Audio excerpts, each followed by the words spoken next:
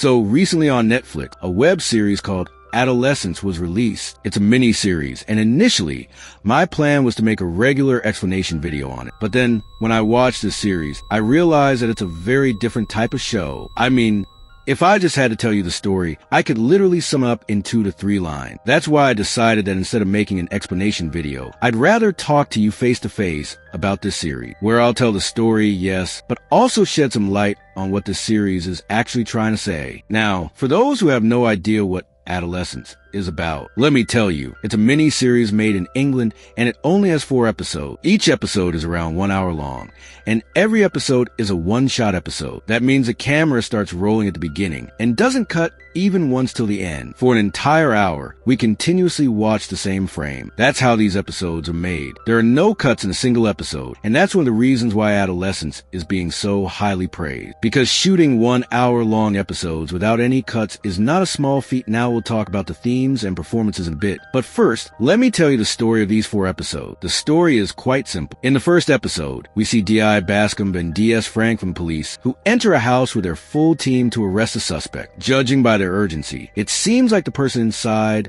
must be a dangerous criminal. But then, they end up arresting a 13-year-old boy named Jamie Miller. Jamie gets so scared during the arrest that he literally pees his pants. And as a viewer, you start to wonder, what could this innocent-looking kid possibly have done? Jamie's father, Eddie, his mother, Amanda, and elder sister, Lisa, are all deeply disturbed by the arrest. And then the investigation begins. We come to know that the previous night, between 9:30 and 10:30 p.m., Jamie stabbed a girl from his school named Katie 7 times, killing her. And this isn't just speculation. There's solid CCTV footage showing Jamie doing it, although Jamie keeps denying that he did anything. The police also check Jamie's Instagram, where they find that this 13-year-old kid used to post photos of hot female models. Even Jamie's dad is shocked to find out about his son's behavior. And now the police begin interrogating Jamie. In episode 2, D.I. Bascom and D.S. Frank go to Jamie's school because the real reason behind Jamie's actions might be found there. Now, when a student dies in a school, and in this case, a girl was literally murdered, you'd expect a depressing and sad atmosphere, right? While some teachers and Katie's friends are clearly devastated. We also see a group of boys who show zero empathy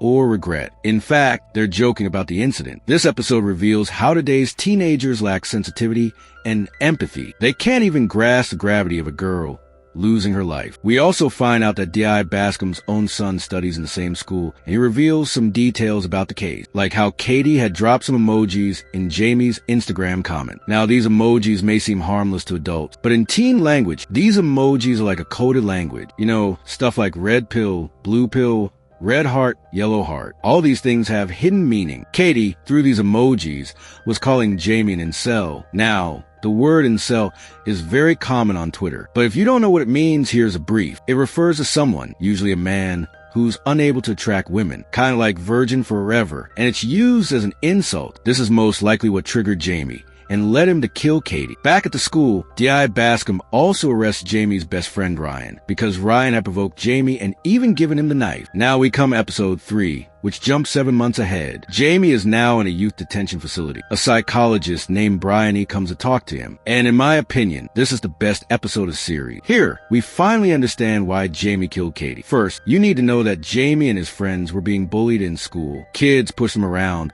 even spat on them. So Jamie was not just underconfident, but also full of suppressed rage. He also believed he was ugly. And of course, being on social media at such a young age, he would constantly see perfect models, which must have made him feel even worse about himself. Then something happened. A classmate of Jamie's gets hold of a nude picture of Katie and circulates it across the entire school. This disgusting act leads other students to call Katie things like flat and worse. Katie was vulnerable and disturbed. Jamie thinks he'll console her and then ask her out. He does that. But Katie not only rejects him, she also says, "I'm not that desperate to go out with someone like you." Later, Jamie posts a picture on Instagram, and Katie comments with emojis that imply he's an incel. Others like to comment too, and of course, this triggers Jamie. And what happens after that, we all know. This episode stands out because we get a clear look into Jamie's corrupted mentality, and the child actor who plays Jamie delivers an outstanding performance. Throughout the interview with the psychologist, Jamie's mood constantly shifts. Sometimes he's friendly, sometimes paranoid, sometimes aggressive, sometimes threatening. He has angry outbursts and even accidentally confesses. We see how online culture has filled him with false entitlement. We see a suppressed rage coming from rejection, bullying, and maybe ignorant parenting. Jamie even yells at Bryony, which genuinely scares her. And after seeing all this, she decides this will be her last session with Jamie. As Jamie is forcefully taken out of the room,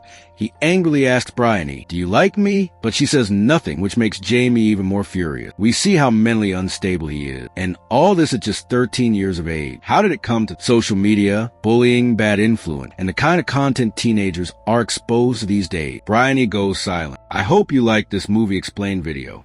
If you want to see more similar movie explained videos, then you can watch this video by clicking here. Now I go and see you in the next video.